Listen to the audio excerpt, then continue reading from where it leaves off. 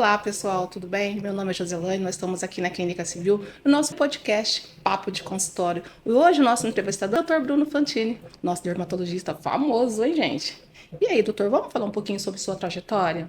Muito obrigado pelo convite, muito bacana participar desse podcast e falando um pouco sobre câncer de pele, a minha trajetória acabou sendo focada nesse sentido mesmo, né? Então eu fiz medicina, depois de medicina eu fiz residência em clínica médica, acabando essa residência eu fiz residência em dermatologia e posteriormente eu fui fazer cirurgia dermatológica, especificamente um tipo de cirurgia focada no tratamento do câncer de pele, que é a cirurgia micrográfica de Mohs. Vamos falar sobre os tipos de câncer de pele, doutor, assim, porque a gente sabe que tem câncer de pele, mas assim, como começa? Como é o início disso tudo?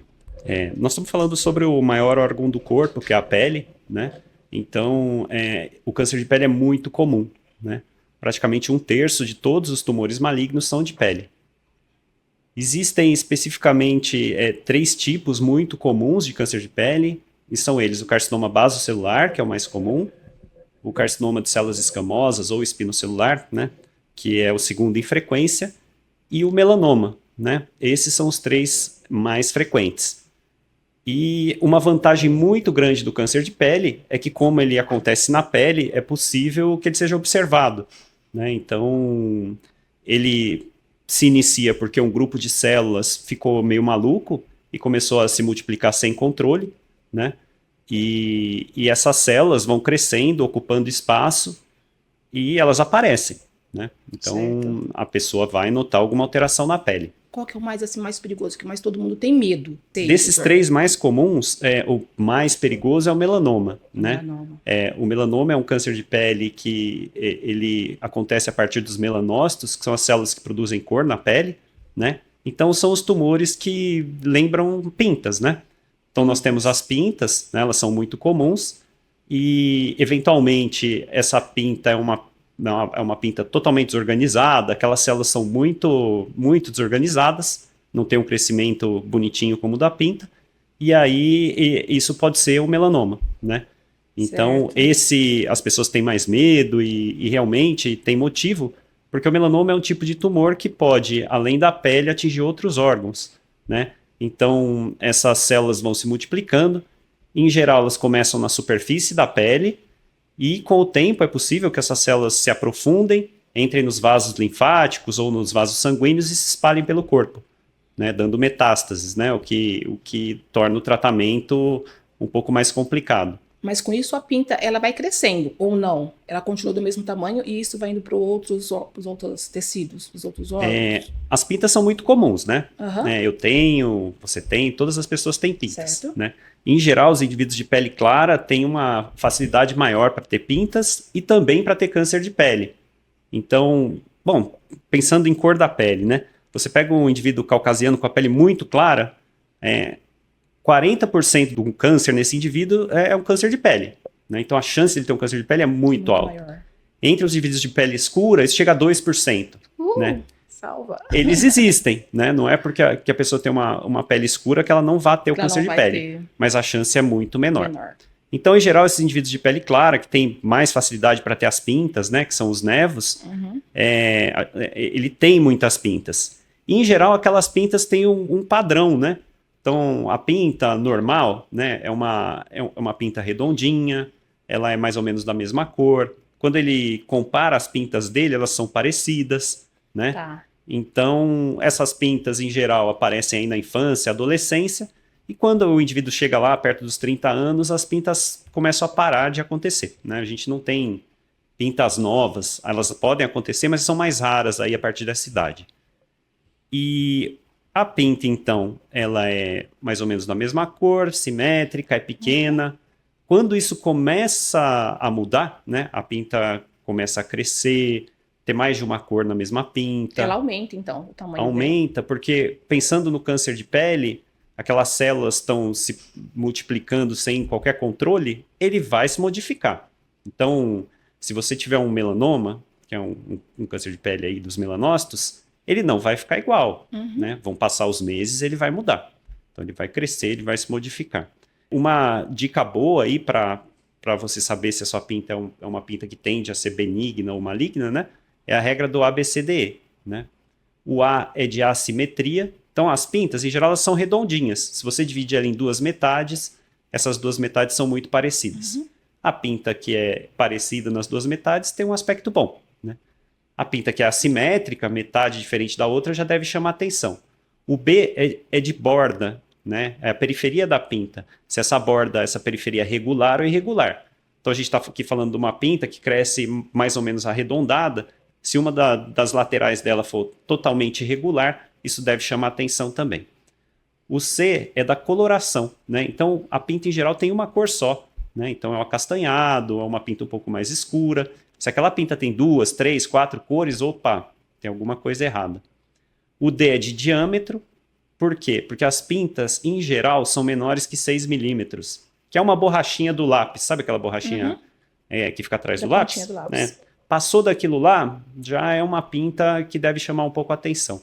E a principal dessa história toda do ABCD é evolução. Por quê? Porque uma pinta boazinha não vai mudar, né? Então, uma pinta que está mudando, né, isso deve chamar muita atenção, principalmente quando a gente está aí acima dos 30 anos. Então, essas são características das pintas que devem chamar atenção. Mas eu devo lembrar que nós estamos falando aqui do melanoma, né? Que é um tumor mais agressivo. É o mais agressivo, mas é o menos frequente desses três, né? Que bom. Que é o carcinoma basocelular, o mais frequente, o espinocelular e depois o melanoma. Como que eu posso prevenir isso? Tornar impossível o surgimento do câncer de pele nós não conseguimos, mas tem algumas medidas, né, de prevenção que podem ajudar a reduzir esse risco, né? Então, existem algumas características do indivíduo que mostram que ele tem mais chance de ter câncer de pele. Tá. Né? Então, aquele indivíduo que tem parentes que tiveram câncer de pele, né, pai, avô, eles têm mais chance por natureza, né? Aqueles indivíduos de pele clara, e quanto mais clara a pele é pior, né? Também tem uma chance aumentada, e esses indivíduos de pele clara, em geral, são os que se queimam, né? Então, o indivíduo que vai para o sol e se queima, não fica bronzeado, tem mais chance do que quem fica bronzeado. Porque o pigmento da pele, né, de uma pele mais morena, funciona como um guarda-chuva em cima do DNA da célula e protege da radiação solar. Tá. Então o nosso grande causador é o sol.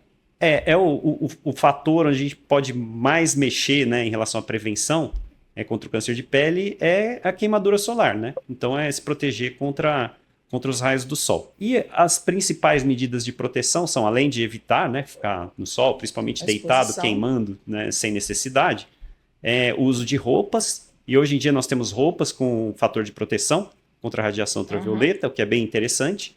Então as roupas, os bonés, óculos escuros, não podemos esquecer dos óculos escuros, e protetor solar, né?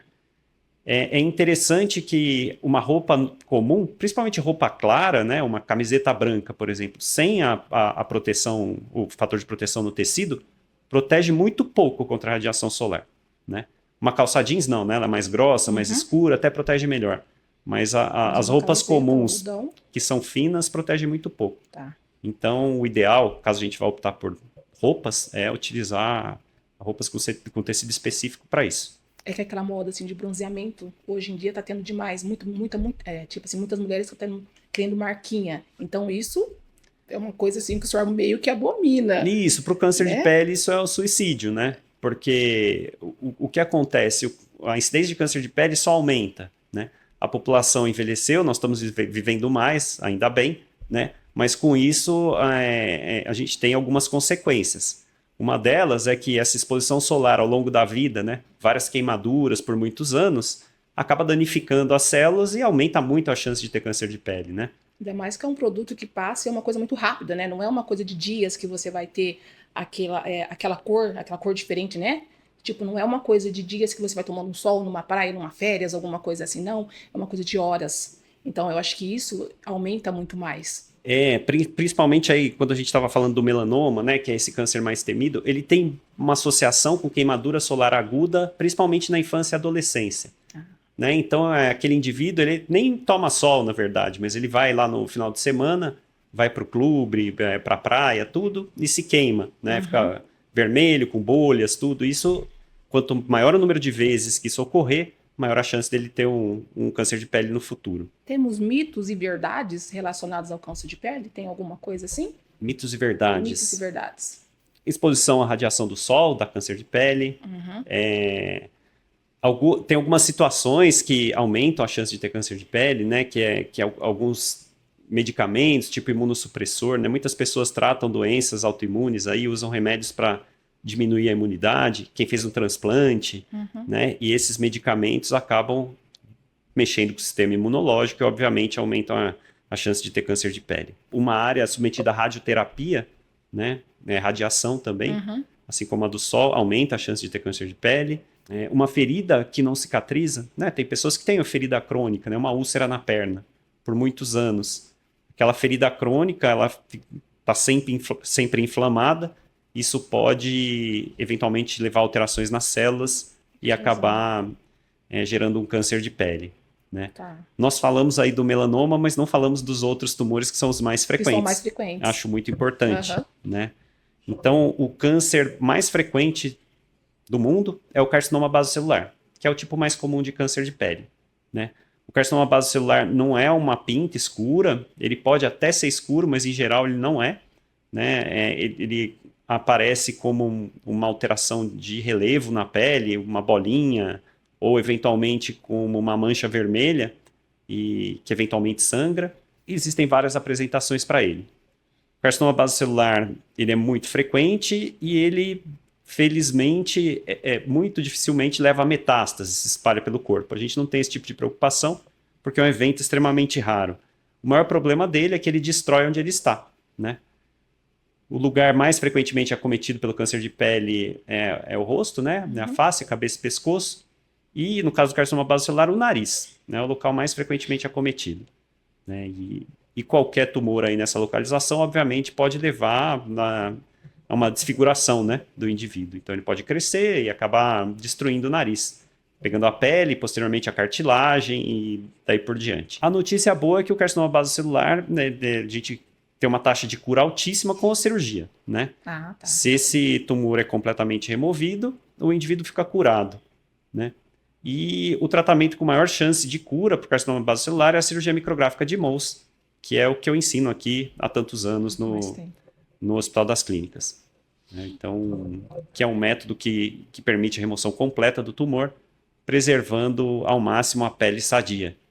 Então, para esses tumores na face, é o tratamento ideal. O segundo em frequência é o carcinoma de células escamosas, né? E esse tumor, ele acontece na pele e também tem uma alta taxa de cura, desde que detectado precocemente.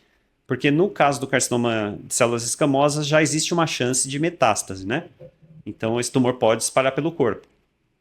Então, quando esse tumor também começa a ficar mais profundo, ou eventualmente se ele acontece numa área com um risco maior, que é a boca, né, os lábios, orelha, eventualmente até em estágios iniciais, nessas localizações ele tem esse potencial de espalhar pelo corpo, então ele deve ser tratado precocemente e também o melhor tratamento para ele é o tratamento cirúrgico. Tem muitos pacientes assim que eu converso com eles e tipo assim, gente, por que deixou chegar a esse ponto? Por que deixa chegar a esse ponto de ter que fazer uma cirurgia e retirar uma grande parte, né, da pele, alguma coisa assim, doutor? O que acontece com esses pacientes? Muitos desses tumores de pele, ele tem a característica de ser como se fosse uma inflamação, uma picada de inseto ou uma alergia. Eles podem ser confundidos com esse tipo de alteração, né? Então, muitas vezes, o indivíduo tem uma ferida no nariz. O câncer de pele frequentemente faz isso, né? Então, ele cresce, ele começa a ulcerar, faz uma feridinha. Essa ferida acontece e cicatriza. E aí a pessoa acha que não, melhorou. Né? Não é nada. Passa alguns meses, de novo, aquilo, né, ulcera de novo, e assim vai. Então, um dos principais fatores é essa expectativa de ser uma coisa benigna que vai se resolver. Então, muitas pessoas não procuram ajuda no momento inicial por conta disso. E um pouquinho de medo, né?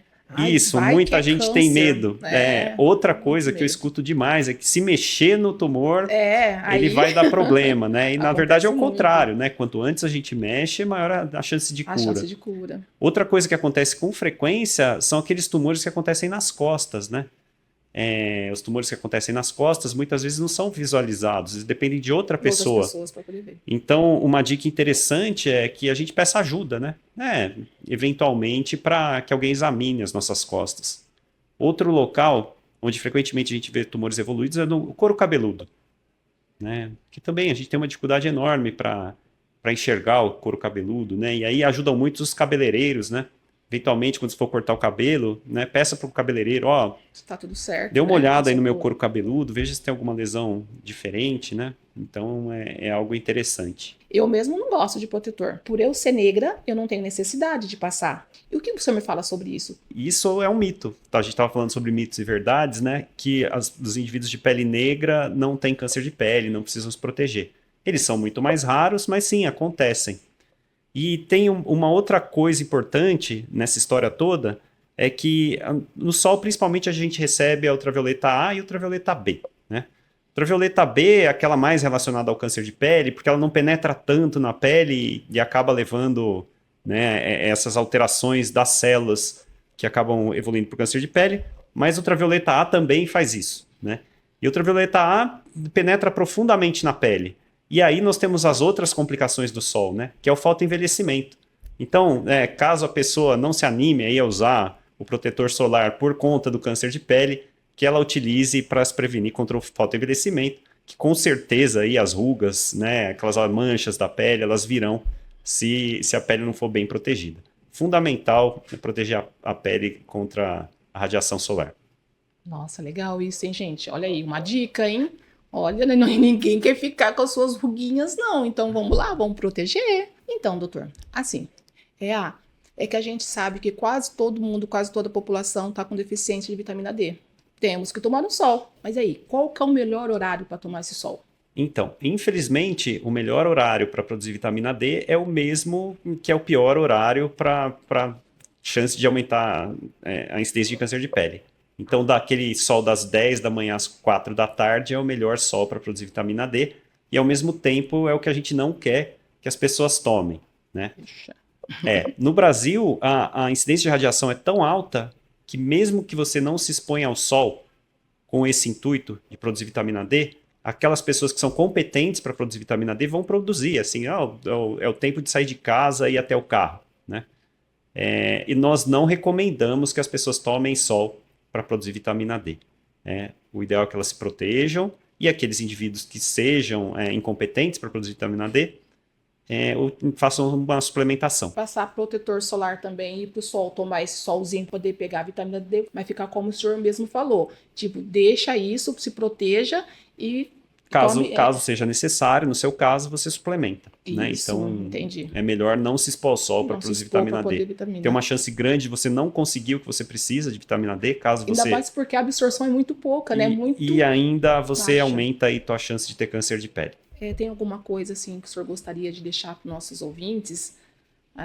Não sei, alguma dica? Uma boa dica é que você conheça as suas pintas, conheça o seu corpo, né? Porque o câncer de pele, caso ele aconteça, ele vai ser uma lesão, uma bolinha, qualquer que seja a apresentação dele, que vai se modificar, né? Então você não tinha uma pinta, apareceu uma pinta, principalmente se você tem mais de 30 anos, é bom que essa pinta seja avaliada, né?